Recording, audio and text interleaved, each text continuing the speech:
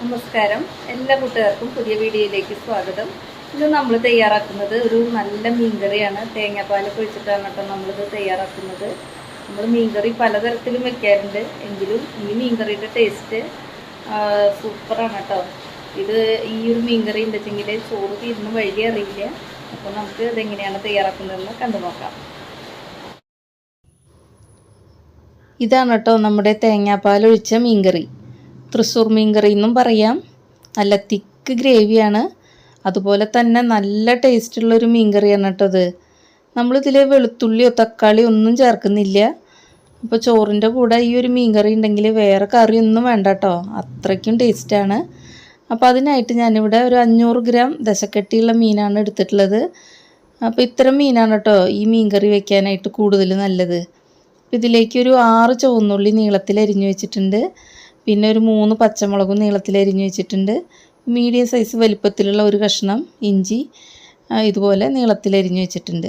പിന്നെ കറിവേപ്പിലയും വേണം, അത് എത്ര വേണമെങ്കിലും ചേർക്കാം കേട്ടോ. ഇനി ഇതിലേക്ക് ചേർക്കുന്ന പൊടികളുടെ അളവൊക്കെ ഞാൻ ചേർക്കുന്ന സമയത്ത് പറയാം. പിന്നെ വേണ്ടത് തേങ്ങാപ്പാലാണ്. അപ്പോൾ ഒരു മുറി തേങ്ങ ചിരകിയിൽ നിന്ന് 1 കപ്പ് 2-ാം പാലും 1/2 കപ്പ് 1-ാം പാലും എടുത്തു വെച്ചിട്ടുണ്ട്. ഇനി നമുക്ക് കറി തയ്യാറാക്കാൻ തുടങ്ങാം. അതിനായിട്ട് ഒരു മൺചട്ടി അടുപ്പിലോട്ട് വയ്ക്കാം. അതിലേക്ക് ഒരു 2 ടേബിൾ സ്പൂൺ വെളിച്ചെണ്ണ ചേർത്ത് കൊടുക്കാം.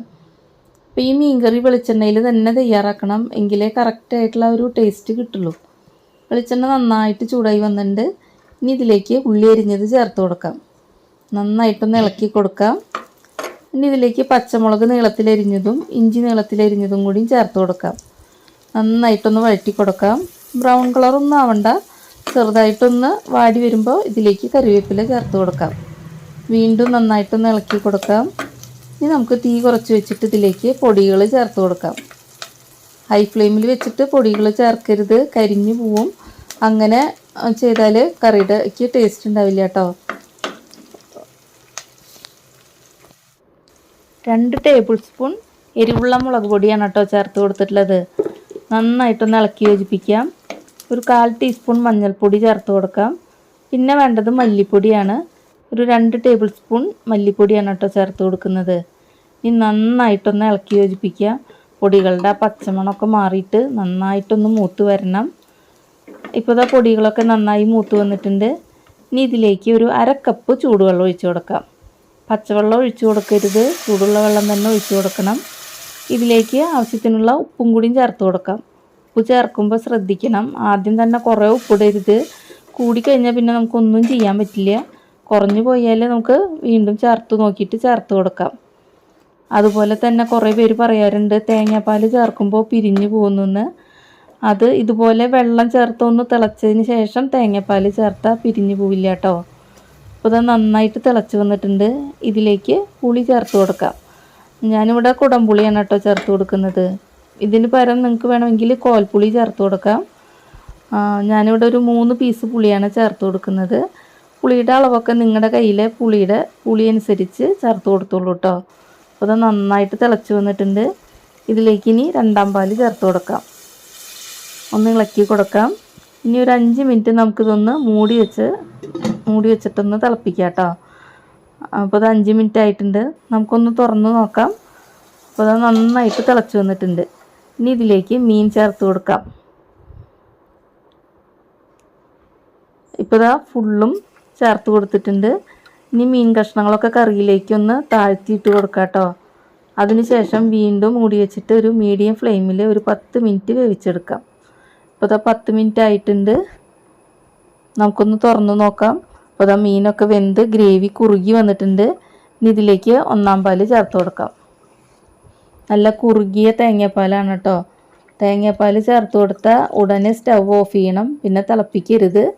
സ്റ്റവ് ഓഫ് ചെയ്തതിന് ശേഷിട്ട് ഇനി ചട്ടി ഒന്ന് ചുറ്റിച്ച് കൊടുക്കാം. മീൻ ചേർത്ത് കഴിഞ്ഞാൽ പിന്നെ കയ്യിലിട്ടിട്ട് ഇളക്കരുത്, ചുറ്റിച്ച് കൊടുക്കാനേ പാടുള്ളൂ കേട്ടോ. ലാസ്റ്റ് കുറച്ച് കറിവേപ്പില കൂടി ചേർത്ത് കൊടുക്കാം. അപ്പോൾ നല്ല മണം വരുന്നുണ്ട്. ഞാനിതിൻ്റെ ടേസ്റ്റ് ഒന്ന് നോക്കട്ടെ. അപ്പോൾ അതാ ഉപ്പും എരിവും പുളിയൊക്കെ നല്ല കറക്റ്റാണ് കേട്ടോ, അടിപൊളി ടേസ്റ്റാണ്. ഇനി ഇതിലേക്ക് ഉള്ളി കാച്ചി ചേർക്കാം. തൃശ്ശൂരൊക്കെ ഉള്ളി കാച്ചാന്ന് കേട്ടോ പറയുക, ചില സ്ഥലങ്ങളിൽ താളിക്കുക എന്നല്ലേ പറയുക. എന്തായാലും സംഗതി ഒന്ന് തന്നെ. ഒരു പാൻ അടുപ്പിലോട്ട് വെച്ചിട്ടുണ്ട്. അതിലേക്ക് കുറച്ച് വെളിച്ചെണ്ണ ചേർത്ത് കൊടുക്കാം. വെളിച്ചെണ്ണ ചൂടായി വരുമ്പോൾ അതിലേക്ക് ഒരു 3-4 ചെറിയുള്ളി ചെറുതായി എരിഞ്ഞത് ചേർത്ത് കൊടുത്തിട്ടുണ്ട്. ഇനി ഒന്ന് മൂപ്പിച്ചെടുക്കാം. ഇപ്പം നല്ല ബ്രൗൺ കളറായി വന്നിട്ടുണ്ട്. ഇതിലേക്ക് ഒരു 1/2 ടീസ്പൂൺ മുളക് പൊടി ചേർത്ത് കൊടുക്കാം. നന്നായിട്ടൊന്ന് ഇളക്കി കൊടുക്കാം. പൊടിയൊക്കെ ഒന്ന് മൂത്ത് വരട്ടെ. അതിനുശേഷം കുറച്ച് കറിവേപ്പില കൂടി ചേർത്ത് കൊടുക്കാം. ഇങ്ങനെ മുളക് പൊടി ചേർത്ത് മൂപ്പിക്കുമ്പോൾ കറിയുടെ മീതെ നല്ലൊരു ചുവപ്പ് കളർ ഉണ്ടാവും. ഇനി ഇത് കറിയിലോട്ടങ്ങ് ഒഴിച്ചു കൊടുക്കാം.